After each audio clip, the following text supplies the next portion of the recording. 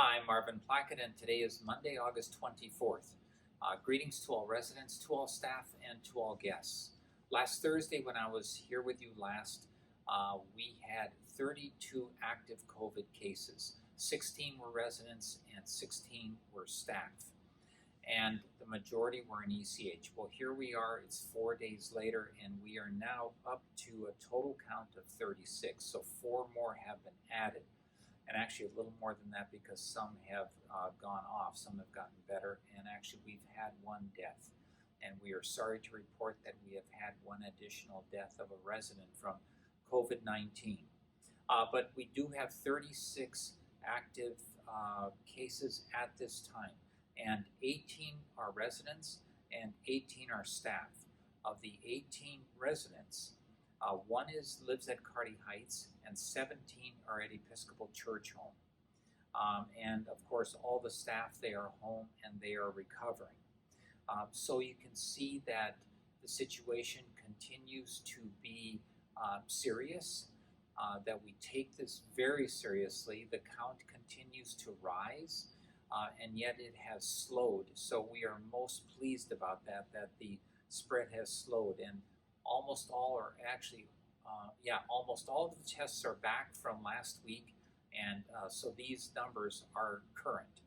There's a few more tests to be coming back from, I think it's the residents of, I forget which house, my apologies on that one, but in any case, a few more tests are yet to be received, but that is where we are at right now.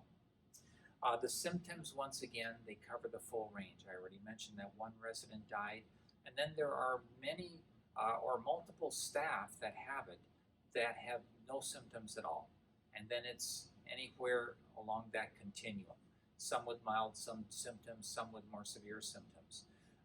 And so you can see how, what an enigma this virus is.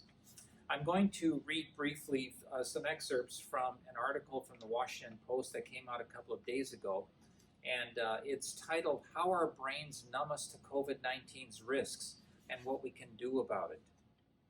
Social scientists, I'm just jumping right in the middle here. Social scientists have long known that we perceive risks that are acute, such as an impending tsunami, differently than chronic, ever-present threats like a car accident. So for us here in Minnesota, we might use the analogy of the fear we feel with a pending tornado on the horizon, in contrast to a car accident. We, of course, are terrified of that tornado, and we are not terrified every time we jump in the car of a car accident. But the truth is, we are much more likely to be injured or die from a car accident than we are from a tornado. And so this is just how our brain works. We have a human tendency to grow numb to mounting numbers of deaths and diagnoses pertaining to this coronavirus. It's important for authorities to supply in your, and I'll say me, and management here as the authorities. It's important for authorities to supply in-your-face reminders of mandates, especially visual cues, so people won't draw their own erroneous conclusions about what's safe. For instance, a few parks have drawn circles. Don't go outside of this circle. We need to take those kinds of metaphors and put them throughout the entire day. And we work hard at that at Episcopal Homes. Part of that is this right here, this reminder. The first step in it is awareness that sometimes you can't trust your feelings. That's exactly what the psychology of this is saying. This person, this psychologist, advises pivoting from emotionally driven gut reactions to what psychologists call slow thinking.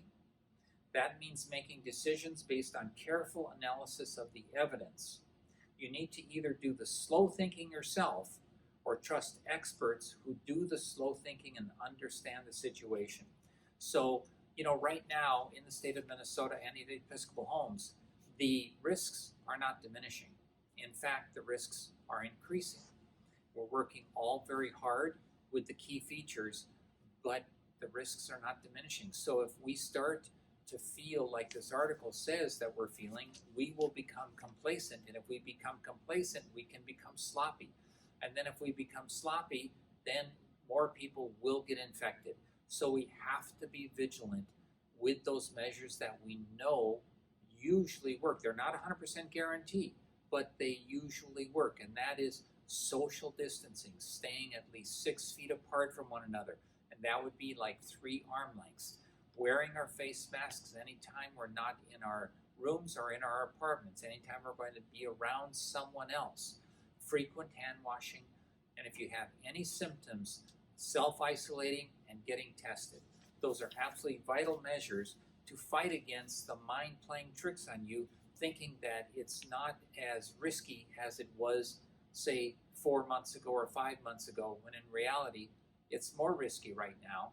As people go out and about and as society opens up more, it's more risky, not less risky. To let you know that at Episcopal Church Home and the Gardens, testing continues. In fact, at both places, testing is continuing today, Monday the 24th. Okay, wish you the best. It's a beautiful Monday afternoon. Wish you a good week. I look forward to seeing you on Thursday at 1:30. Bye-bye.